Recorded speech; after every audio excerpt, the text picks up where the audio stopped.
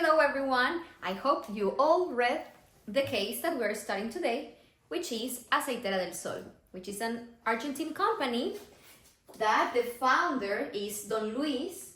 It's a company that works on agricultural production and oil industrialization. Don Luis has two people very important in his team, which are Tomás and Hernán.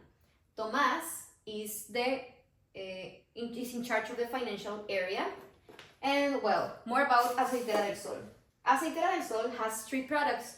We're focusing more on this one. In general are sunflower oil, soybean oil, but the canola oil is the one that we are going to talk more about. Why? Because we know the next financial information, which is that in 2007, sales reported were $200,000 US. From this amount they earned in 2007, 30% are exports, and from this part, brokers get a commission of 1.5%. Okay, why is canola oil important in this case? Because they want to export canola oil in order to get to the Chinese mainland market.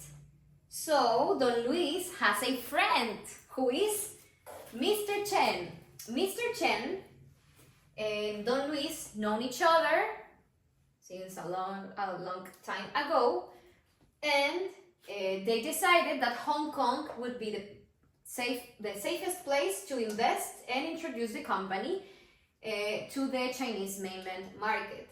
Mr. Chen and Don Luis signed a contract where he will operate as an independent company. He can sell products from competitors and even different goods.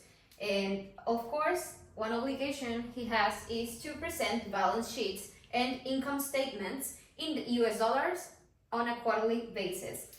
He is in charge of these operations as an executive director. His team is composed by a secretariat, a man and a woman. The man is in charge of China, the women all the other things, goods, services, etc. that the company has. The total cost of operation of this is $470,000 US annually.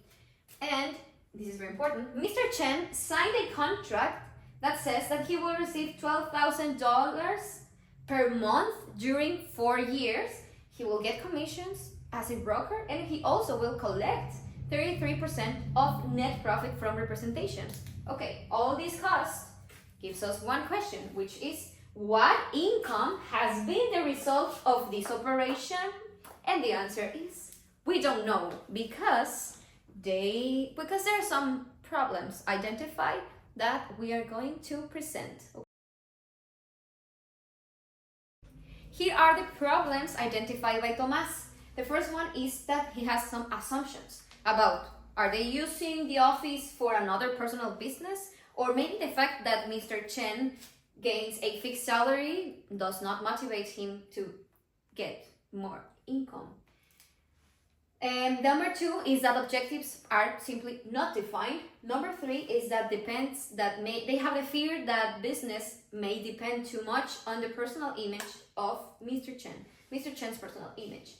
Number four is that the geographical distance does not favor having contact. Number five is that no financial statements were issued. These all problems presented are about control. So it's very important to know the control definition according to Don Luis. Don Luis says that control is shared motivation and vision. So we have to do a proposal. Our client Tomás is asking us for a proposal for all these problems in order to improve control, of course, according to the management style and the cultural and the culture of the company. Okay, so for this proposal, we have the first suggestion, which is share with them the mission and vision of the company. They don't know the mission and the vision of the company. If they don't know it, they can't work with it. And vision. Okay, number 2 is to set smart goals and objectives. Maybe as they are introducing a product in a new market, they have the market penetration strategy, or maybe they also have the sales volume strategy, but they don't know. And these are measurable, so we know if there is efficiency on the operations. Number 3 is huge, okay? It's about accounting and finance. The first one is basic, which is establish the catalog of accounts.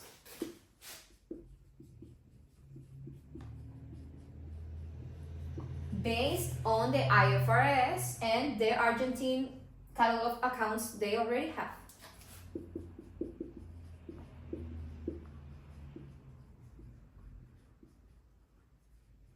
Three point 2 is to define metrics and KPIs in order to measure the financial statements, to measure the results, to measure if they are reaching goals that were already set. Okay, number 3.3. This one I'll suggest to have economic penalties. So the person who is in charge of presenting financial statements knows that, of course, they have a responsibility, but there is also a consequence if it's not presented. Number 3.4 is to have annually external audits. Okay, that's all in the accounting and finance part, okay? Well, the next proposal is for improving communication strategies. Number 4, communication strategies for improved communication. 4.1, I'll suggest to assign someone from the Argentine company who will oversee Mr. Chen. So, now 4.2 is to ask them for weekly reports.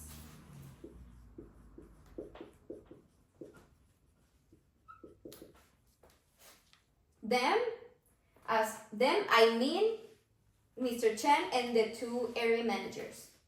In this, I'll suggest to have at least 2 virtual meetings per month or fortnightly. And last one from communication strategies is to have 2 random visits during a year.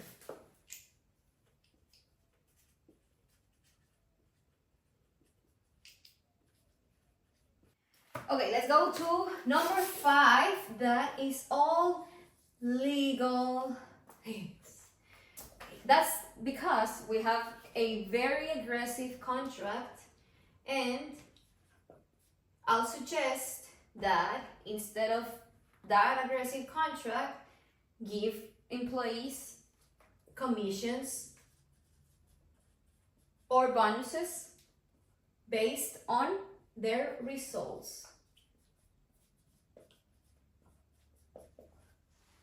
5.2 is very important to set regulations and specify them on the contract.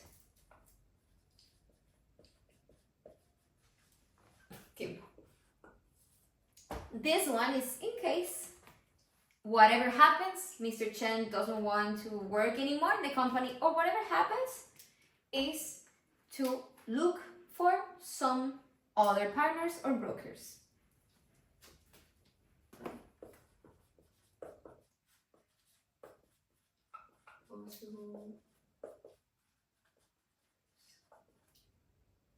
Or brokers. Okay, now that we have all the proposal, let's go to the problems to see if we have some suggestions for all of them. Assumptions are clear with number 5, but with all the legal part. Objectives not defined, number 2. Figure that business depends too much on Mr. Chen's image, number 6. Geographical distance does not favor having contact.